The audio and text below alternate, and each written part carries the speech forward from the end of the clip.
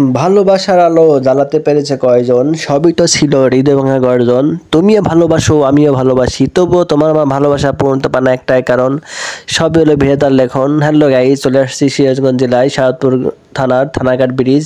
এই ব্রিজ দিয়ে মানে অনেক লোক যাতায়াত করে, যেমন জামিরতা পরজনা কৌজেরি এবং খাজা ইউনুস হাসপাতালের এখান দিয়ে যাওয়া লাগে।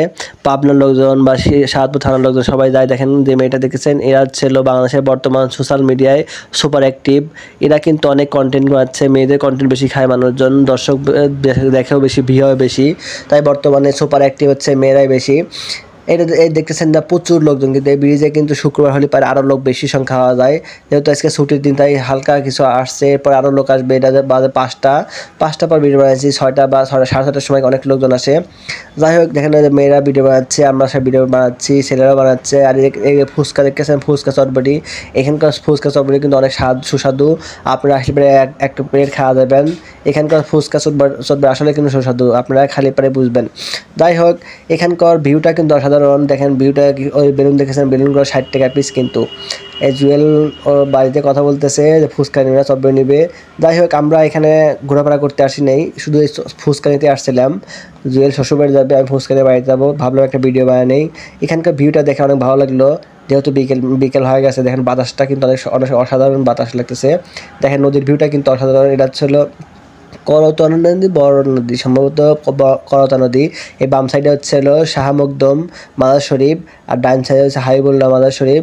দুই মাজার শরীফের মাঝখানে কিন্তু এই ব্রিজটা, তাদের দোয়াতে আল্লাহর রহমতে এই ব্রিজে কোনো রকম দুর্ঘটনা হয় না ইনশাল্লাহ, অনেকটা ভালো থাকে। ব্রিজটা কিন্তু অসাধারণ।